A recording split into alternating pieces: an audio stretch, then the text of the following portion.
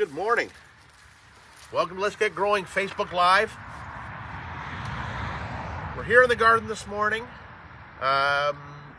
We are going to look at a couple of perennials that you should have in your garden for this time of the year. Now, certainly, when we get into June, we get into sort of prime perennial border season. There's lots of things coming into bloom. Peonies are starting to bloom, bearded iris, oriental poppies, salvias. It's a real explosion of color in June, and most people's gardens in June are probably at their peak, which is why there's a lot of garden tours in June.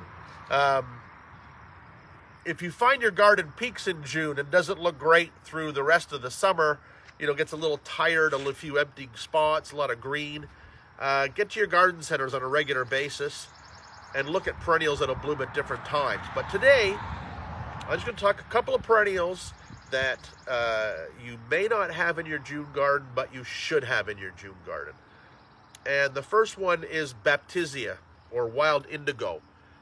Typically, we see Baptisia australis, the blue wild indigo. It's not an uncommon plant. It's a native prairie plant. It has wonderful spikes of blue, sort of lupin-like flowers at this time of the year. But there are lots and lots of new selections of Baptisia that you should keep your eye open for. There's the Decadent series, come out through Proven Winners. Lots of interesting colors, even including a sort of a dusky pink. There's a few other series around. This particular one, I'm really thrilled with this plant because Baptisias tend to be generally slow growing. That's a good thing because when you get a perennial that's a good slow grower, means it's going to be there for a really long time. So a lot of perennials that'll bloom first year from seed, that'll seed and come into bloom quickly. Think columbines, for example. But the plants generally don't live all that long for the most part. But these long-lasting perennials that sort of, kind of like a peony. You put it where it's going to go. It's going to get better and better every year and need very little care from the gardener. That's where Baptisias fall in. This is American goldfinch, a fairly new introduction, and I'm thrilled with this. This is its second full season, and look at how big this plant is already. That's insane for Baptisia growth. It's magnificent. Wonderful habit, very tidy, has these great, not harsh yellow flowers, but really wonderful yellow flowers. I haven't had much around it yet because I wasn't quite sure what it was going to do, but I'm going to put a bit more around it, something to hide these allium dead foliage bits at this time of the year. It's always a challenge to get the alliums looking great at this time of the year. But Baptisia does need a bit of space, so you have to be careful with that. We could maybe put some salvias in around this, maybe a short peony or something probably. But what Baptisias do is they come into bloom like this, do their flowering, and then the foliage keeps growing. So they become sort of a shrub for the summer. And then in the fall, we don't cut them back. We leave the flower stalks there because we get interesting seed pods later on in the season. Lots of sun, good drainage, very drought tolerant. Look for Baptisias in the garden centers now. Like I say, there's the Decadent series is one you're going to see a lot of. But look around. There are some other wonderful common varieties out there now. This is American goldfinch, real winner. Came from Walter's Gardens. As we move through the garden, we're going to look at another plant that is another excellent one for the June garden. I'm going to turn around here. I'm going to carry this tripod. We're going to go through the garden here. Some great salvias and things. And just actually in this spot really quickly, you can see where we've got good salvias, good perennial growth, so it hides that dying down of the allium heads. There's not a lot of color here yet because this bed's not really geared to this time of the year so much, but I'm just going to swing around and you can sort of see right in here how the foliage is hiding all the dead allium leaves because they're done before they bloom, and the alliums are going to look like the other perennials are blooming. So with your tall alliums, that's what you want that's the point you want to get to with your alliums. All right, we're going to swing around here. I'm going to talk about another perennial that should be in your garden. I'm going to show you a couple of different specimens.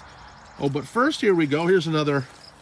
This is blue smoke baptisia. And this is another one here, not quite in bloom yet, twilight prairie blues. It's a very unusual color. Doesn't really show up much because it's kind of a dusky purple, but the plant has great structure and form. Gonna swing around here and into the allium beds, and we're gonna look at another plant that is one of my top 10 perennials. This is Amsonia. Eastern Blue Star is a common name. This is Amsonia illustris, so it's not the Eastern Blue Star, but the Amsonias all have a similar growth habit, and they grow very much like the baptisias. The baptisia, as I said before, come up, they come into bloom, they form a shrub for the summer, and then they die down in the fall. Now what Amsonias do, they do that exact same sort of growth habit, but they have the benefit of the foliage turning bright gold in the fall. So you get a real three-season of interest. The flowers are wonderful. I'll get a little bit closer up here. Wonderful starry blue flowers. They might look a little bit reminiscent of milkweeds if you look up close, and that's because they are in the same family as milkweeds. Now I'm just going to swing around. Going to come back into a newly planted area that we're just working on. It's going to come back to the baptisias. There's a beautiful big pink salvia that we put in last year. I can't remember the name of it, but it's a real wonderful one. And then we're going to jump back here to this baptisia, or Amsonia. This is Amsonia orientalis, and it is a wonderful variety. You never see this available in garden centers. We're growing it. We'll have it available maybe later this season, but definitely for next spring. Has very dark stems, so much darker blue flower. And you can see what the Amsonias do here. So it's been blooming for a few weeks. You can see that the flower heads are starting to get covered in by the new growth. So this flower head here, the new growth comes up here, and after it blooms, the flower head will just turn into a seed pod, and the new growth will hide it, so you don't have to deadhead. You might get some reseeding in some soils. They will do that occasionally, but this will make a nice, beautiful shrub all summer long with gold foliage in the fall. So you really can't resist thinking about the Amsonias, think about the baptisias. They really are terrific garden plants. I'm just going to swing around here a little bit. Iris pallida variegata blooming there today too. Just a wonderful plant. I'm going to swing back through here. I'm going to go back over to the baptisia. So look for these at the garden centers now. They usually probably won't have them later on in the season because then they're not in bloom. It's much less exciting for the garden center bench to have plants available when they're not in bloom. So they tend to be putting only on the benches what's in bloom. I'm going to set it back down there. I'm going to just scroll through, have a little look, see if anybody's got any questions just today. If you have any questions, just throw them into the chat here.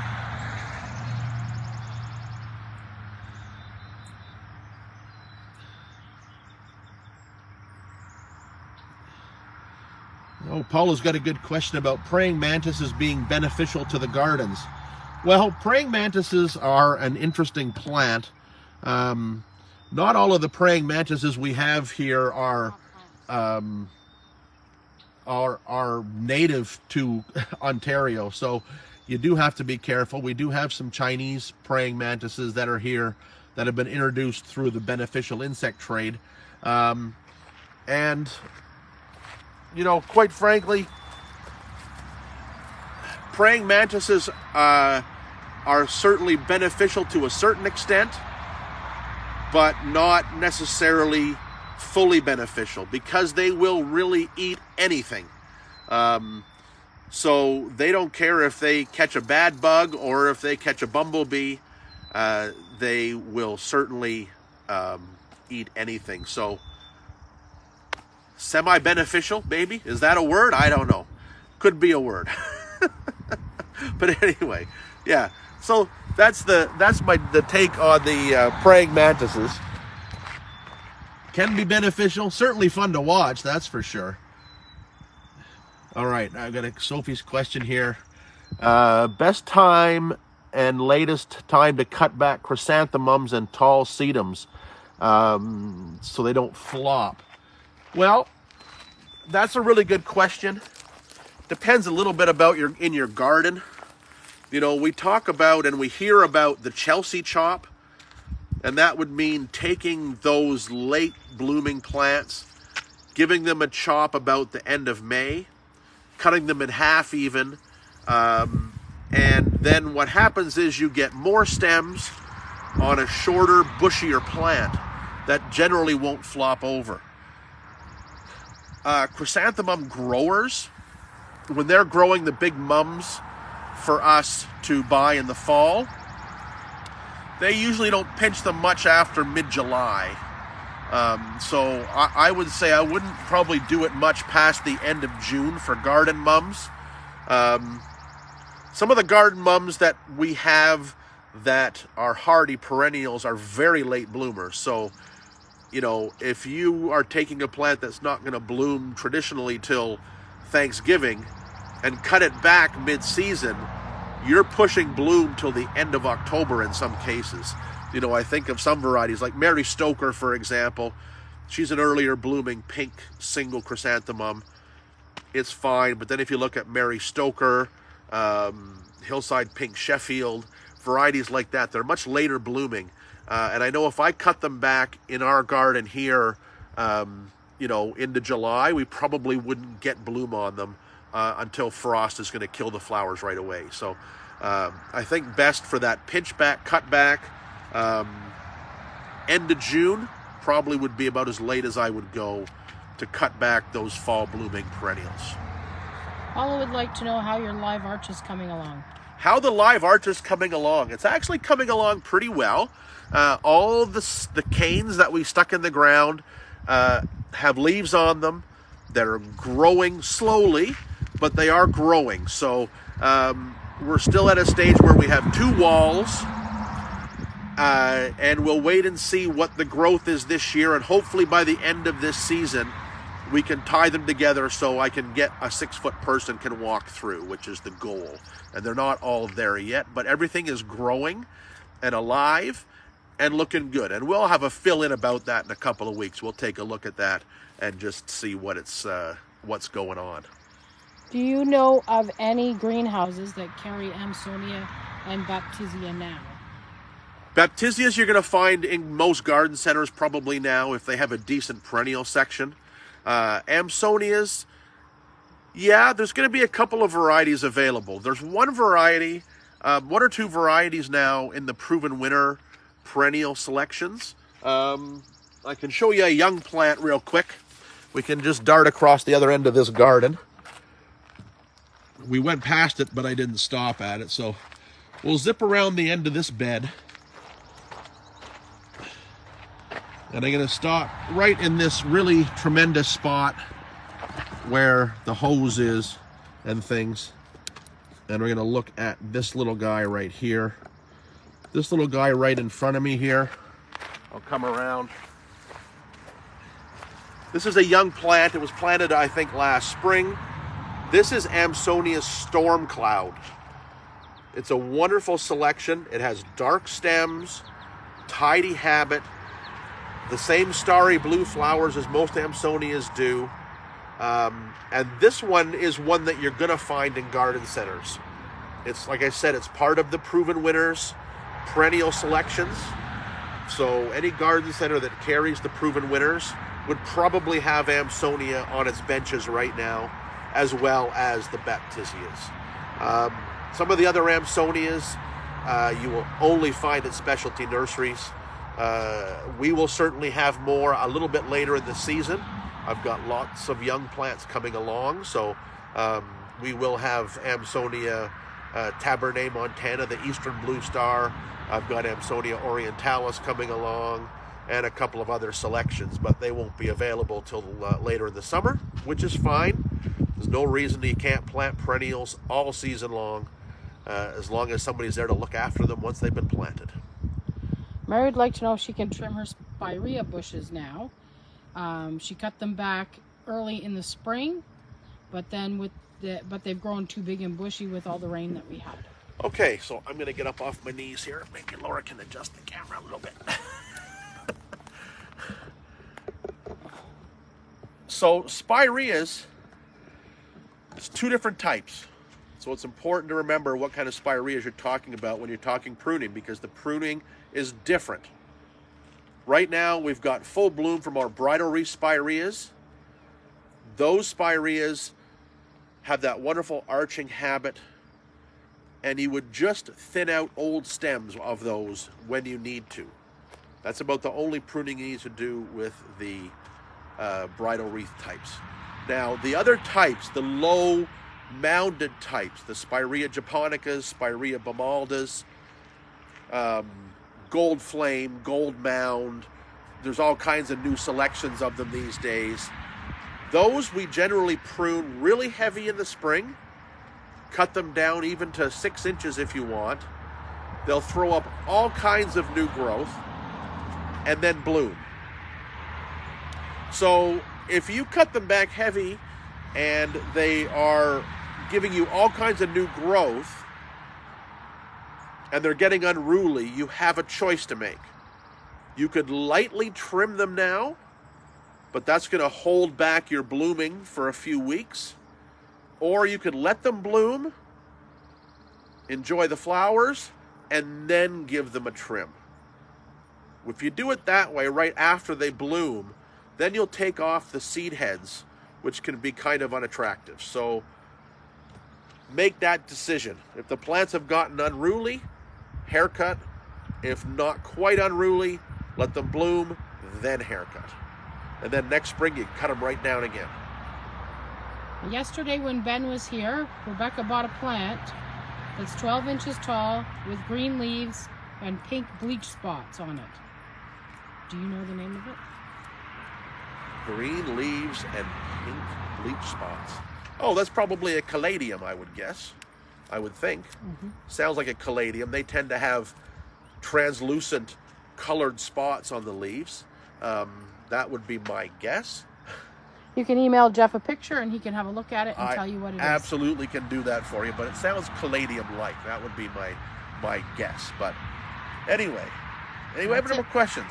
That's it? Okay, we're going to wrap it up for today. Big event coming up next weekend, next Sunday. Botanical Expo at the Evergreen Brickworks in the Don Valley in Toronto. There's going to be 200 vendors there, all selling plants and related items.